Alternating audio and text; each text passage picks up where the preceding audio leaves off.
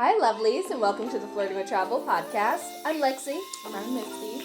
And today we're talking about... What are we talking about? How I travel. Okay. We're talking about how she travels. Enjoy. Hello. Hi. So we kind of talked about what kind of traveler you are. Can I talk about these bow ties you keep wearing? Bow ties are spiffy as shit. Do they make you feel fancy? They always make me feel fancy. Do you put them on and listen to Classic Man? I'm a classic man. I will listen to some Beethoven with this. I'll listen to some Jadena with this. I could listen to some Young Jeezy with this and still feel good. Okay. All right. Do you have anything more to say about my bow ties? No. You don't want to get and talk about this travel? I feel like you can go on. What do you feel like? I have no emotions right now. I'm ready. That's what your face is saying. What was the order you had? Well, I was going to talk about your travel. So what do you typically do when you're traveling? I travel. Well, that sounds really interesting. I thought so. Yeah, it's an open and shut case of she travels. What do you typically do when you get there? Do you go places? What do you see? How do you integrate yourself into learning an environment? What is going on with your face? Okay. What is happening? It's speak to the gods. So what was the question? Well, how do you integrate yourself into travel? What do you do? Oh, okay. My normal routine when I first get to a place is to understand the lay of the land, right? Mm-hmm. It's a lot easier to enjoy if you know what it has to offer. And because I don't do a whole bunch of extensive research before I get there, I might read a couple blogs, read some TripAdvisor reviews. Mm-hmm. I normally take a walking tour. So okay.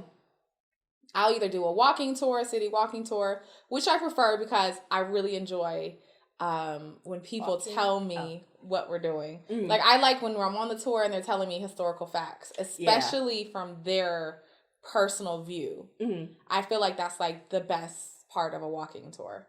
Okay, so what's been your favorite walking tour that you've taken? I think that if I had never done a walking tour in Barcelona, I wouldn't have understood the difference between Spaniards and Catalonians. Mm-hmm. So because I did that walking tour, which was a 7-hour walking tour, but you were on a bus too because Barcelona's huge. Mm-hmm. He's a Catalan, and Barcelona is basically from that region. Mm-hmm. He gave me the historical references, and he explained to us the difference in why they don't like Spaniards and how they just are kind of coexisting.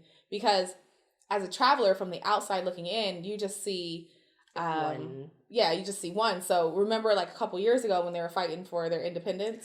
Right. What happened to that? It just ended. I'm not sure. As I was saying, and I was like, I feel like she's going to ask me how did it end. They're still part of Spain. Right. So shut that shit down. What do you do? Just lose your one biggest of your top city? Yeah, your top money earning cities, please. Yeah. I'm not letting you guys go. Shut up and color. No, so that was my favorite one because I felt like he gave me so much interesting facts that I wouldn't have learned anywhere else. That I just when I hear the news, I'm like, oh, okay, that's why. That's intense. So a 7-hour walking tour? Well, I mean, because you have to go up to the hill, they want to show you the Olympic Stadium, which some people really enjoy touring stadiums. Well, I think they're interesting. I saw the bird's nest in China. We didn't go inside. We just did the outside, and that's that building is a GD marvel. I've never even heard of this building. The bird's nest where they did the Olympics. Oh, that's what it's called. Yeah. Okay. I should probably give some context. That giant metal building that looked like a bird's nest is called the bird's nest. And that's why you take a tour. Yeah. So, I mean, I really enjoy those. I think, walking tours are a really good way to know where you're at. Because then you know, well, this is the Gothic region. And this is Las Ramblas and Barceloneta. And you can see the distance between them. So, when you want to go journey on your own, you don't get in a taxi and they try to take advantage of you, which is possible. Or even an Uber, right? Because they could come off course and it can rechart, and if you didn't know, you just didn't know. You're just going along with them. No, especially if you fall asleep in one of these things. You fall asleep in an Uber? I don't fall asleep in Ubers. I'm deathly afraid of them murdering me.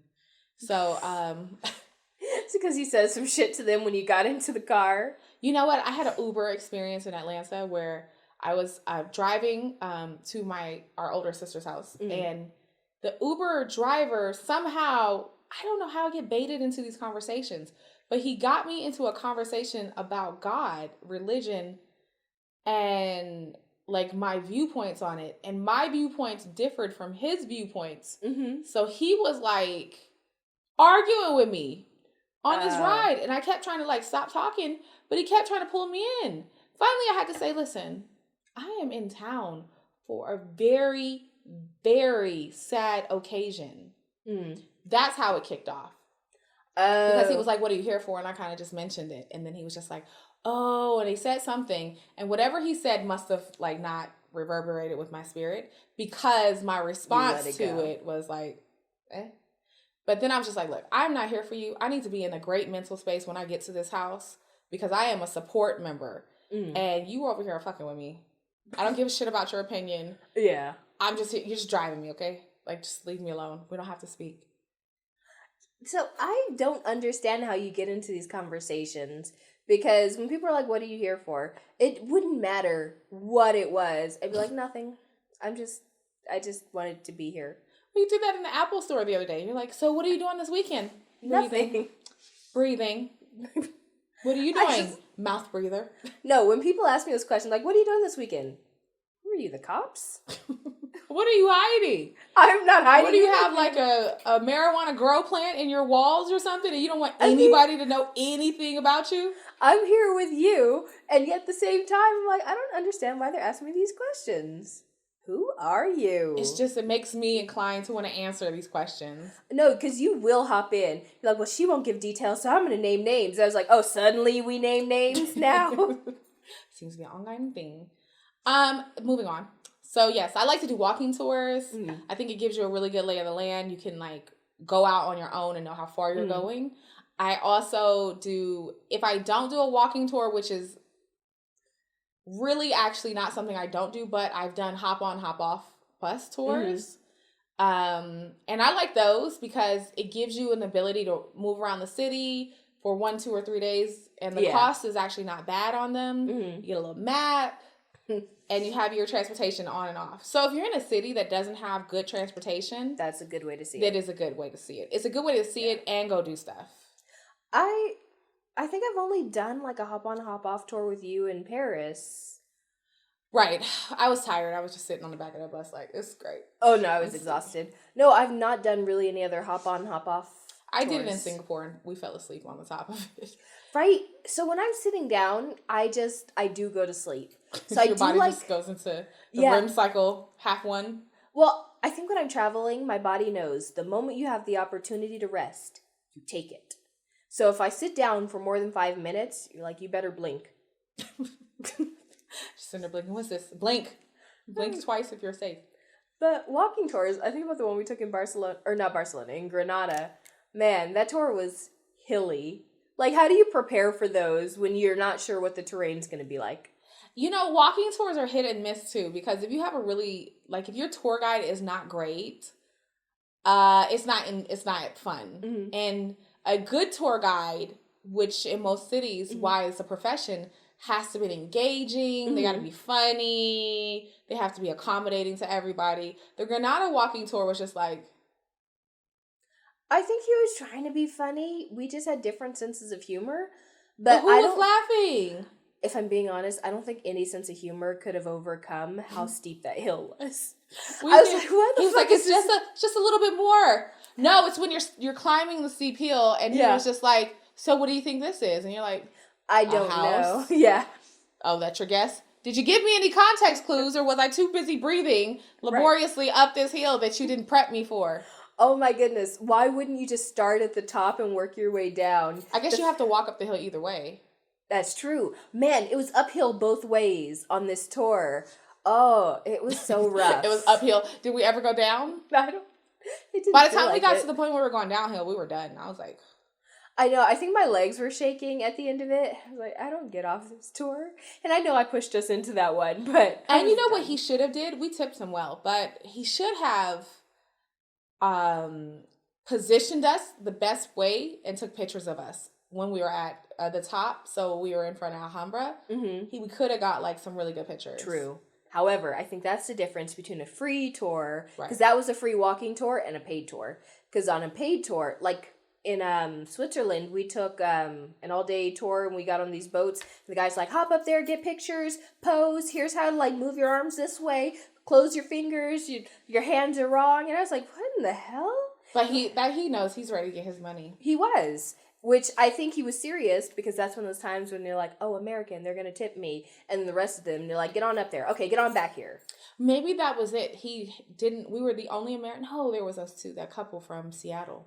Was there? I remember the girl and the guy. I just remember like the three guys who were walking around in like tube socks. Running into people they knew. They were, but why were they dressed like that? They're British. No, that's not just British. That's just not fashionable.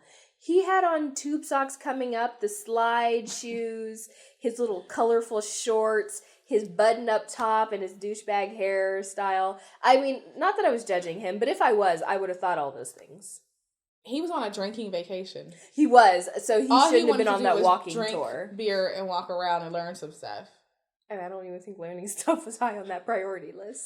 Because didn't he leave? He left because he ran into somebody and was like, hey, what you doing here? But I feel like he popped back up at the end, and I was like, if you leave, just leave. Nah. He's like, it's free. Whatever. That's true. No, so I do like those. And then hop on, hop off. But I try to do that in the first or second day, depending how late I get there the first day. And then after that, I try to do something a bit more cultural. So I will do a historical tour, which most of the time is combined with a walking tour. So if you're it's all together. Yeah, so if you're not really, really, really into taking like 6 hours on like a crazy in-depth World War II tour, you know what I'm saying? You can get it on the walking tour because they touch on most of that.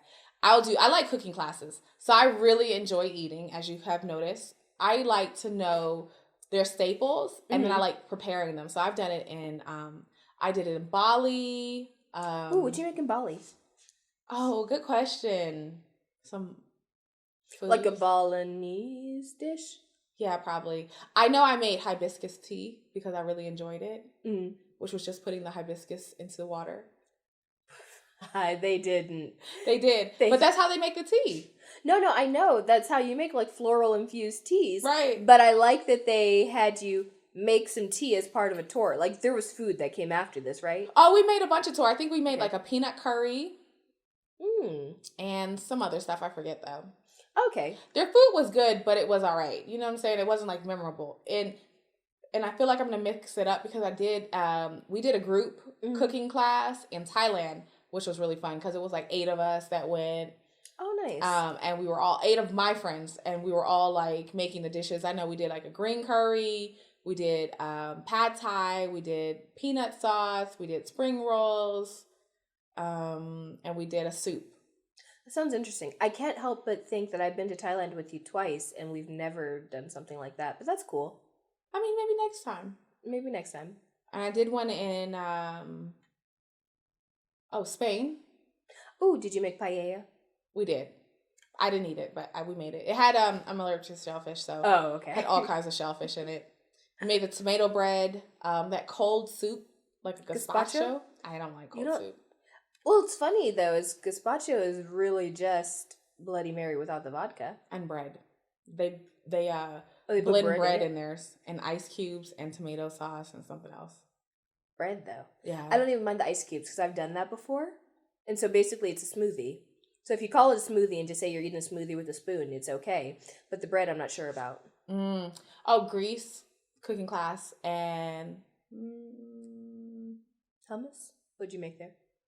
Mediterranean food, like some olive salads. Why does it sound like you're making things that you wouldn't really make at home? Or do you make any of these at home? No, but I like to take the little cookbooks they give us. It's a good experience. It's a nice day to spend an hour. They feed you. Sometimes they give you wine. And you get to do like the grocery shopping. And they always take you to the local markets and explain different things. Like I learned about Iberian ham, how it's sliced, how long they keep it. You know, in Barcelona, they didn't have refrigerators for the longest. Yeah. So a lot of the food was salted and then put in the ground to hold it. which is why a lot of their food is like that. That makes sense. That's And then most fresh of caught Europe, fish. though. True. So, I mean, like, that was my first place I went, so I didn't know that. I learned a lot. It's a good cultural investment from the side. It's like when we went to Cuba and we rolled cigars. That was interesting. I did learn I also don't like cigars. It's an acquired taste. Yeah. I just love that I bought all the cigars and didn't buy a humidor. Oh my goodness, right? They all dried out. By the time I got back, they were like falling apart. But it happened over like 2 days. I was like, how moist does the air have to be to make these survive? Because it was pretty moist out there, but it needed to be very moist. Oh. I don't know. So I do like that. And then most of the time afterwards, I'll wander around or I will do museums. Mm-hmm. I'll hit a couple of the high points and then whatever tourist attraction you have. But are you big into museums or are you like, I'll go? I'll go. I'm not a huge art person. Like, I'm not the person that's like, oh, I said, look at this picture. It resonates with my spirit. I'm not sitting there talking about how like that art changed me. But I do like craft markets. I like the craft markets, botanical gardens, flower markets. I like those. I don't know. It's weird, but I like them. So like what kind of craft market? Like in Thailand where they have the bracelets and stuff? I just like walking around and seeing what they like to sell. Okay. But like when we went to Jamaica, I hated the straw market. Well, they were aggressive. And half that stuff wasn't made there. Like you kind of want stuff that's locally made. Right. So if you're getting a bunch of stuff that's made elsewhere, shipped in, and everybody has the exact same stuff, you're like, stop trying to hawk this. I don't want it. Mm-hmm. Or if I wanted it, I bought it from the first booth, and then I realized that everyone has the same stuff. And if I'd waited for the 10th booth, I would have got it cheaper. So... But you got to make it to the 10th booth. Well, I would just say for someone else doing it, just walk straight to the 10th booth. You're going to find the exact same stuff, but it's at a cheaper price because the first booth has been the one who's been raking in money.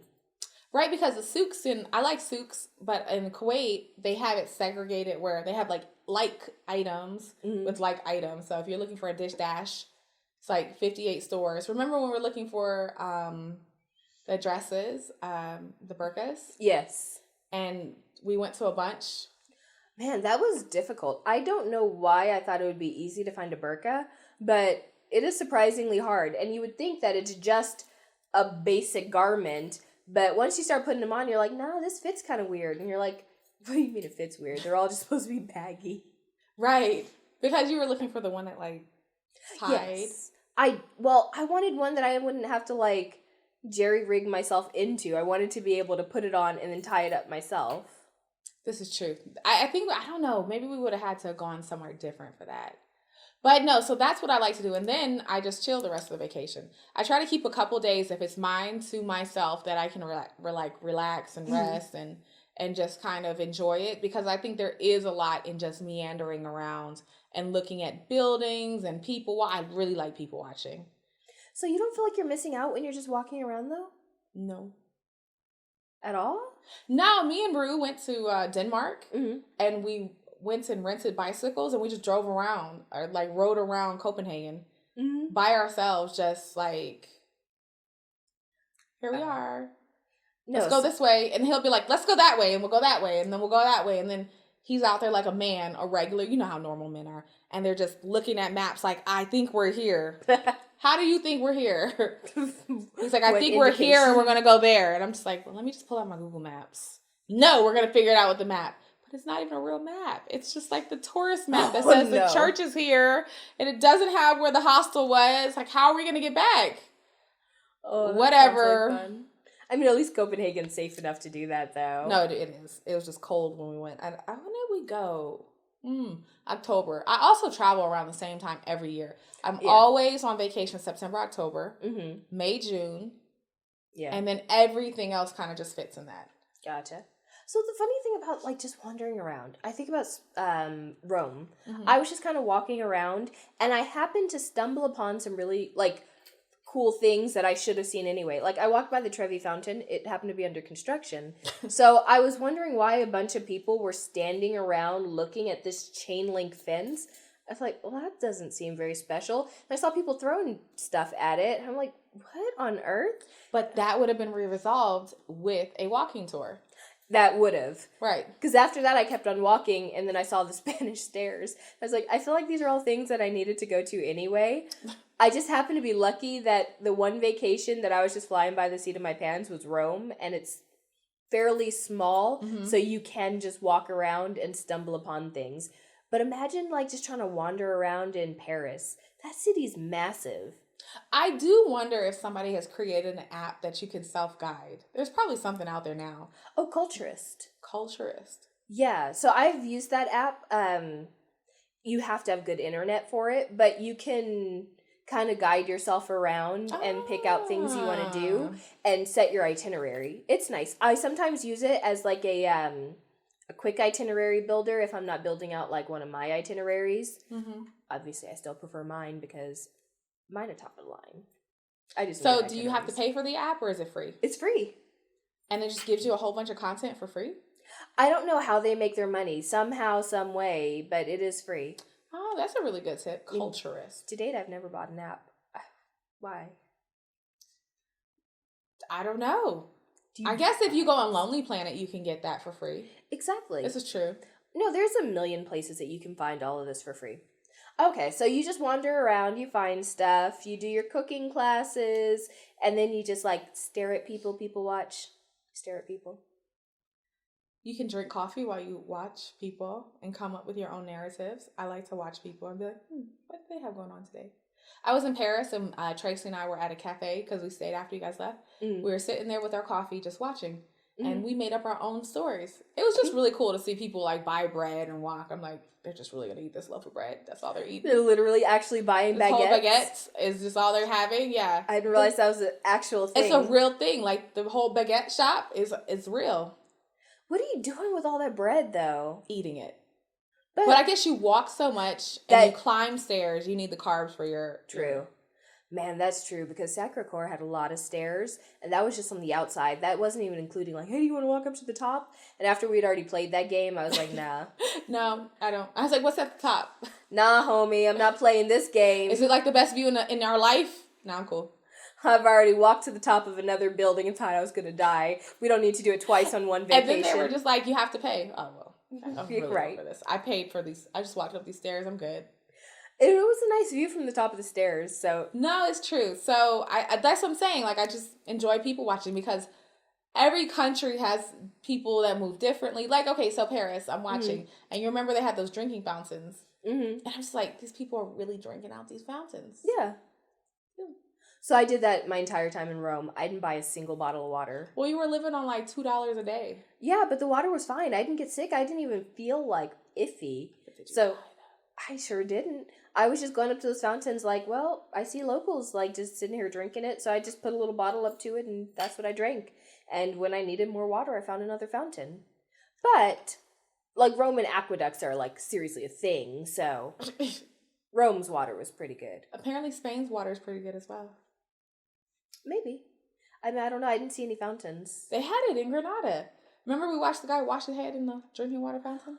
Oh, yeah. So then you see those nasty people, like, dip their head into the fountain. But I wouldn't, like, scoop my cup through sitting water. It's, like, straight out of the tap. I'm disgusted. Switzerland was actually the same. They're like, hey, if you just want to get water, we'll see a few fountains around. And I was like, I happen to not have a bottle on me today. Who bottles their water? Doesn't Evian bottle their water from the Swiss Alps? It probably is. A bunch of people. So it's literally natural Swiss spring water. Right. I'm telling you, they sell it for $5 a bottle. So with that in mind, why wouldn't you just go up to here and like, am I really going to pay like exactly however much? Swiss francs, it's expensive there. I was done with that. Which I guess kind of brings up, and this is deviating a little bit, but we were kind of talking about money in our last go round. So how do you get money when you get into a country? I normally okay, so I used to like make amateur hour my life with coming in the country with money, and I would not come in with money. So if you're coming from the States and you have US dollar, you can exchange. I particularly think the cheapest way to get the best exchange rate on your money is just to pull it out the ATM when you get there. Agreed. So then you don't have to be in the airport with thousands of dollars or hundreds of dollars, whichever, and try to go there and do converts like. I'm not doing all that. And then the thing is that if you don't pull it out in the airport to get the best exchange rate, your hotel is going to screw you all the time. And I think local exchanges sometimes, depending on the denomination and the currency that you're bringing, is not going to be as great. So no, I exchange. Kuwait is a big exchange place. Like Kuwait still is very much like they have a ton of travel agencies and they have a bunch of currencies. Somewhere? I'm serious. Listen, people go in there and book their entire travel. They don't do it online. Interesting. I guess it is more convenient to have someone put it all together for you, but I just couldn't imagine. So we were talking about money. Money. Right. So I believe that you get the best exchange and it's the safest to use your card in the terminal, like in the airport, and pull out however much you're going to need. Now, I think it's the hardest part to know how much you'll need because you don't know how fast the money spends. That is true. Can I just do a quick pause and say you hurt my feelings by not saying money? And I wasn't going to be able to like move on until I heard that. So now I can move on. Did you want to just do the whole thing again? No, I'm good. I just needed that money. Oh, thank you. There you go. Okay, yeah, no, ATMs are the better way to go. It is hard to find out how much you should spend. So I always start with like $300, and some places I'm like, I have that till the end, and other places I spend that in like 2 days, and I'm like, what just happened? Are you a big card swiper in between that? Not really, no. Like most, I mean, you know me. I try and book everything up beforehand. So like my tours are taken care of, my hotel's taken care of. If I can get like some of my meals put in with some of my tours, right, then that's like one less thing that I have to do. Like I guess that doesn't come into account for you. No, I normally take about $500 to $1,000 out to carry around. As spend because you have to buy things, right? What are you buying? Please tell me what things. I don't know, food, coffee, trinkets. I don't know. Things. Stuff. I'm with you. Okay, wow. So which is funny because we travel together, but apparently very differently because I feel like I make it work with like 300. And imagine how much of I'm actually picking up. Ooh, you're rude. Rude. No, I think our last vacation we did, so like Bruce, we split everything half and half. True, but I think I have more cash on me. I just carry cash. Yeah. Because I'm always afraid of being stuck. Like, that is my worst fear. It's like you're somewhere. Where was I? I was somewhere and they were just not taking cards. Oh, yeah. Or like I landed in Dubai. So the other thing is I travel normally to the same places that have the same currencies because I am on the go. So I come into countries with money. So if I don't go to the ATM at the airport, it's because I had already had some money from my last trip. So I just take it, and in my house I have like little cups, and they have like little chalk things on them. So I have like US dollar, baht, euro, pounds, oh nice, whatever, dinars, dirhams, whatever.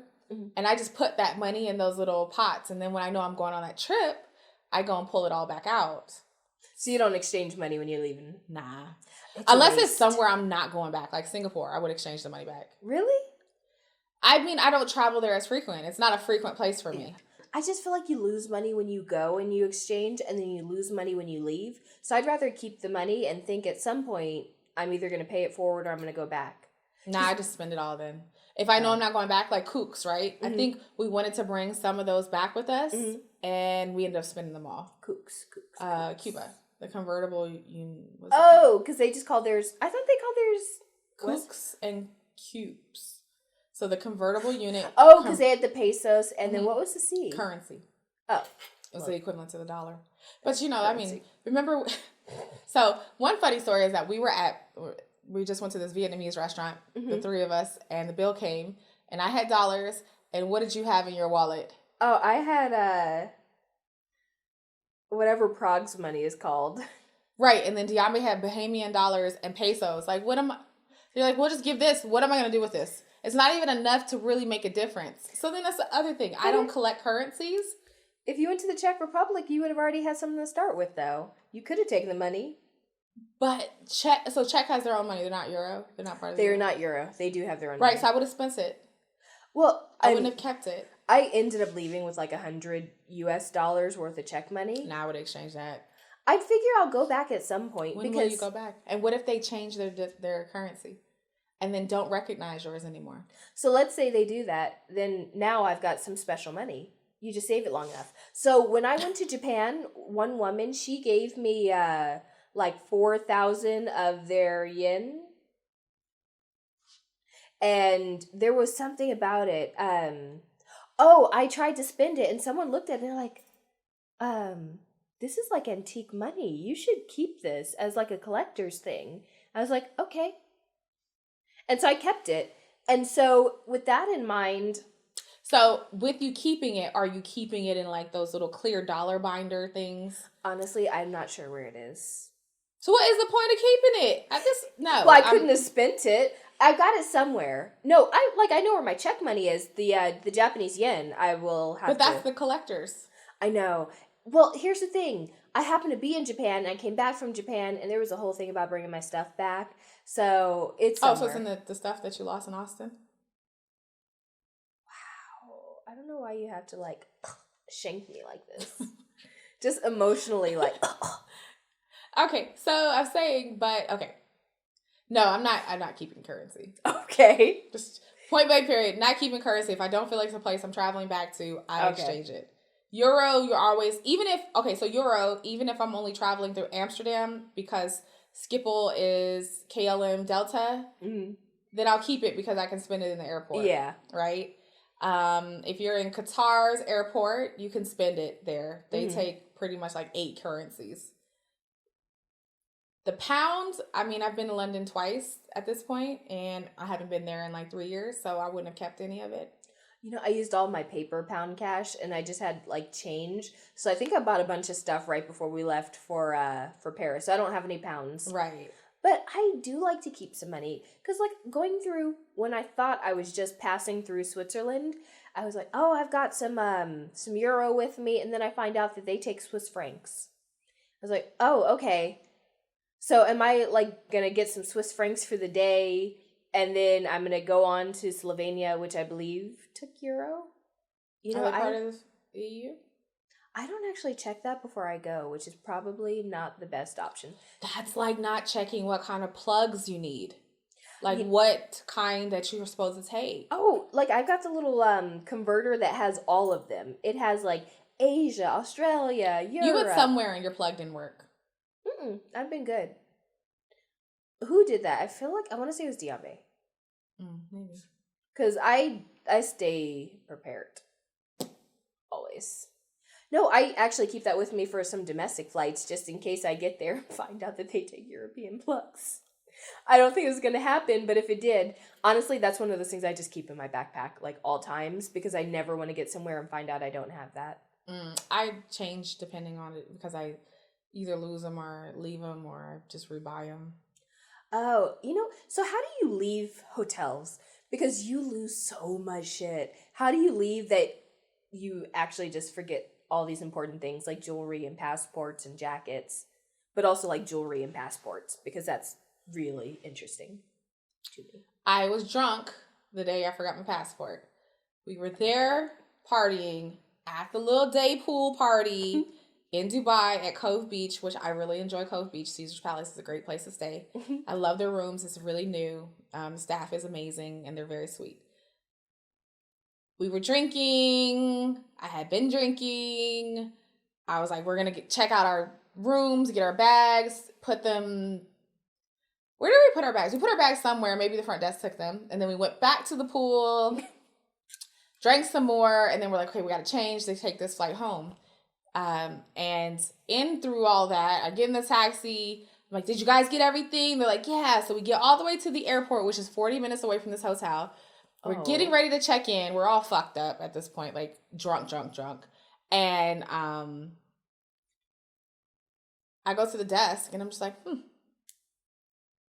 shit. I left my passport, my credit cards. So really this is how that situation went. I left my passports, my credit cards, jewelry all in the safe at the hotel. No. And I forgot to take it out. So when I go to I'm like, well, shit, I need to change my ticket. Mm-hmm. So you have to change your ticket.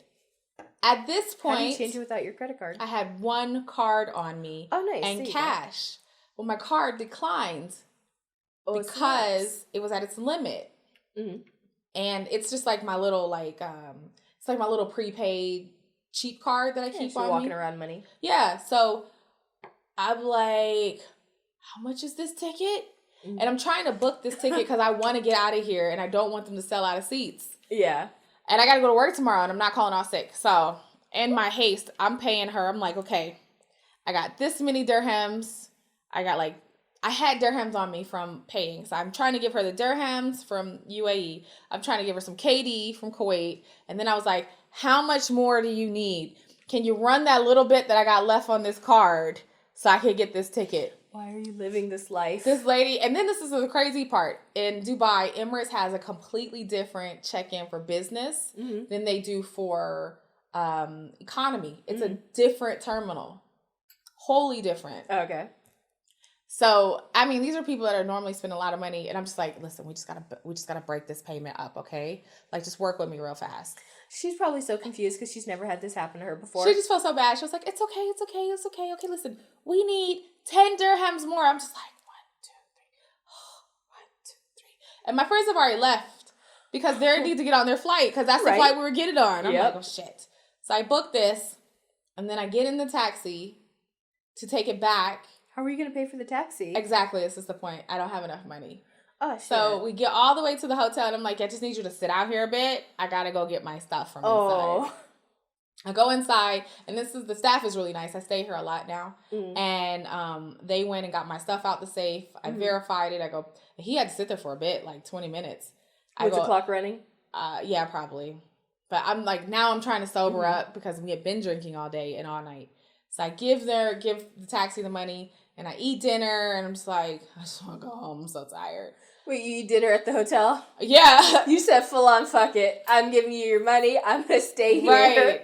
My friend, she was like, you should just stay another night. I was like, bitch, please. I'm about to go home to this room that this house I pay rent on. I pay for another taxi back to the airport to get on the plane. And I was like, now 4 hours later. So I landed at like 1 in the morning. I was just so tired. So now for when I use safes, because this is a recent incident and I've never had it happen to me. But now when I use the safe, I put in my phone an alarm. Oh, okay. On the day we're supposed to check out at the typical time checkout is. And then I have it go off. Okay. 3 times. So that seems to work? I haven't lost one since. And then that's what I do. Because so one person was just like, why would you even use the hotel safe? The staff has keys to the safes. I'm like, well, there's got to be some kind of reporting mechanism involved if they break into my safe, right? Is there? I'd be like, I'm just saying, like, I just leave it in the hotel room so the maid staff can get it? I don't know. I just don't trust those safes. I just don't. I don't ever actually put anything in the safe. What if I put a safe inside of a safe? So I carry one of those little master lock boxes and I put it in the safe. That's a lot of work. Why wouldn't you just leave it in your bag? Who wants to carry all their stuff around?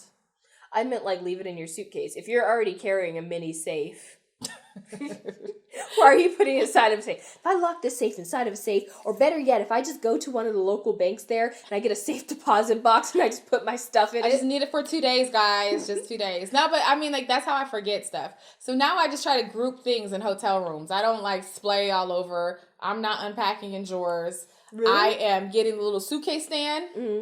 I'm opening my suitcase onto that stand. And then if I take stuff out, I try to group it. Oh, okay. I try to like put all of my bathroom stuff. And now because I recently left jewelry in a hotel and I was so happy they still had it and they didn't take it. I'm not sure if they didn't understand the value of what it was or they were just really sweet. They did. Really sweet people, or because I was a gold member with them, they just loved me and they knew I would have a whole fucking fit. I'm not sure. I am thankful though. And I am thankful because that's like some of my favorite stuff. It's earrings, 5 rings, some bangles. Where'd you leave it? On the sink in the bathroom. And it was a really long vanity, right? So I put it on the opposite side of the sink close to a wall. And all of my other stuff was here. So when I picked up all of it, packed up my suitcase, one of my things about going through airports is I don't put jewelry on. I'm not going to be that person. I already understand I can't get through security with the stuff. So maybe like anything over 18 karat, I will say this, anything over 18 karat does not set off your alarm. Honestly, 21, 22, and 24 karat gold is the density in it doesn't have enough alloy, so it's not going to set off the metal detector. Gotcha. So like if I have a necklace on, it's like it's over 18 karat. But anything that's 18 karat and below will set off the metal detector because it has so much alloy in it. The funny thing is, I've gone through with jewelry and I usually don't have too many problems. The most they'll do is like feel it and touch it and like, oh, okay, it's fine. Which airport? McCarran, Las Vegas airport. Also, yeah, but you get some TSA agents that are just like, take it off. They'll like make you walk back. They're not even gonna let you walk in. Oh, sometimes. Leaving Bali, I had a bunch of bracelets and they looked at them and I told them, I was like, hey, I got this onto my wrist and I can't get it off. And they're like, okay, so just stick your hand in there. I couldn't get that bracelet off for like 2 years though. So, full fairness, I just got it off this year. Good job. I was like, free wrist! Okay, so you use the safes. Then what does it look like when you're checking out? Because you have stuff, it's sitting on the vanity. It's not like it's hidden in a drawer. It was hidden on the other, I was in a hurry. It was hidden on the other side of the sink. So now I literally try to I put stuff in places. Like, you'll see me group things where, like, if I put my purse down, I'm like, okay, I'm going to put my purse down next to all of this stuff, so I got to pick it up from here. Fair point. I'm very specific when I go into rooms now. I'm just like, okay, the nightstand next to my bed, I can use that. Or I can use that one table that most hotels have a table, and you just use that. So if I take off my jewelry, I put it back into the little jewelry box I brought and then back into the safe. Okay, there you go. It's just really methodical. You have to be so methodical. So I do wonder how people who don't travel often, how much they forget. It has to be a lot. I know for me, though, anytime I leave a hotel, I do like a final walkthrough. I'll have my bag sitting over there, my purse sitting over there, go to the bathroom, like nothing's in the shower, nothing's on the sink, go check all the tabletops, check the closet. I don't usually use drawers because there's something about like vertical surfaces that I feel like are dirty. But like make sure I don't have anything hanging up. That usually is good. Yeah, because I do leave like jackets in closets. So I try not to use the closets unless I'm putting a bunch of stuff in the closet. The other thing I think, I'm going to tell you one of the reasons why I think I leave stuff is because I purchase stuff while on vacation. Yeah. And if I didn't leave space for it, now I'm trying to like cram things in and I'm just happy I got the bag closed. I'm like, yes, let's go.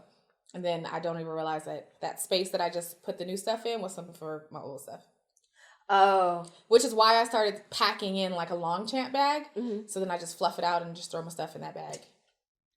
Really? Okay. I account for my packing. I have a shopping addiction. I have a real shopping habit. It's bad.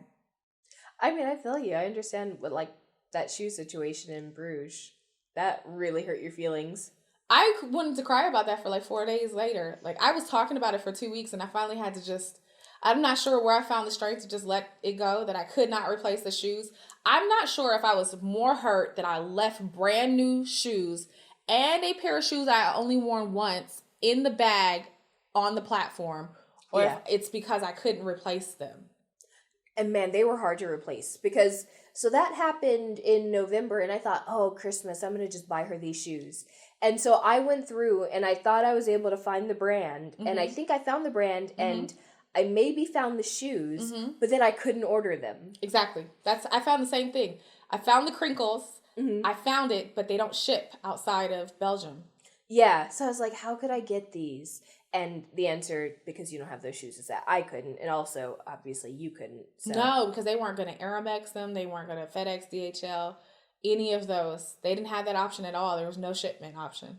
Well, you should just go back to, go to Brussels. I bet you they have a location there.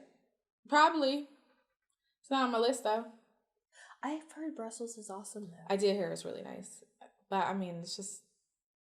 I feel like that's Belgium in general, though. I think Belgium, there's something about it. It's a magical place. I like the French fries. I did not realize French fries are actually Belgian fries. They did it first. Serious. Can you imagine? The French stole it and now you just have to eat. I don't think they really stole it. So they said they called it French fries because of the language, and French is one of like the main languages spoken there. Yeah. It's like, still, you probably should have just like really claimed it and called it Belgian fries. Right. This is true. This is true. So I just try, and then, okay, so I do packing cubes. Mm-hmm. I'm not doing packing lists. I just think that's a bit excessive, but no offense. None taken. You're welcome. And I do, the only other stuff I lost was stolen by like the airlines. Oh, no. Yeah, but like, jackets. Jackets, I left that. She didn't want to give it back to me. So jackets, shoes, jewelry, passport, just like, those are the things that curlers, blow dryers. Yeah, it's just the normal stuff. Everything. It sounds like literally everything but underwear. They can have those. Just throw those away. Okay. So now you're a bit more careful. You're like, I'm gonna look around.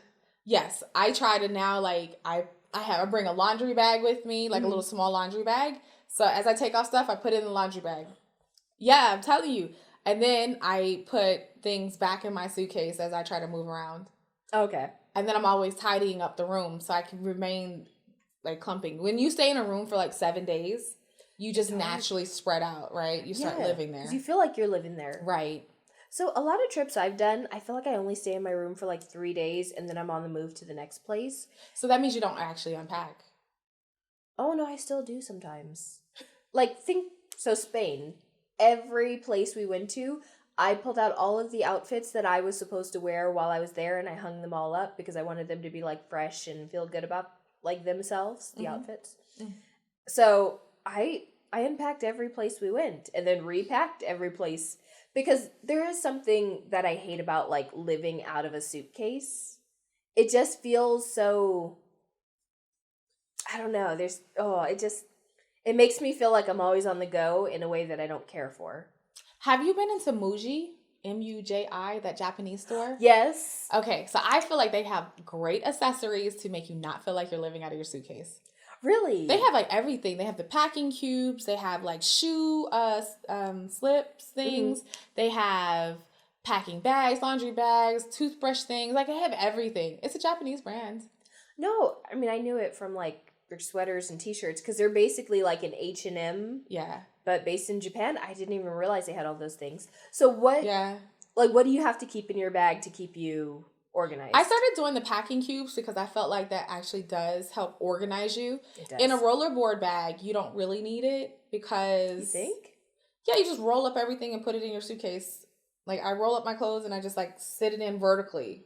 Oh, okay. As opposed to folding, because in folding you don't get as much room. You don't see what you have, which I hate. Yeah.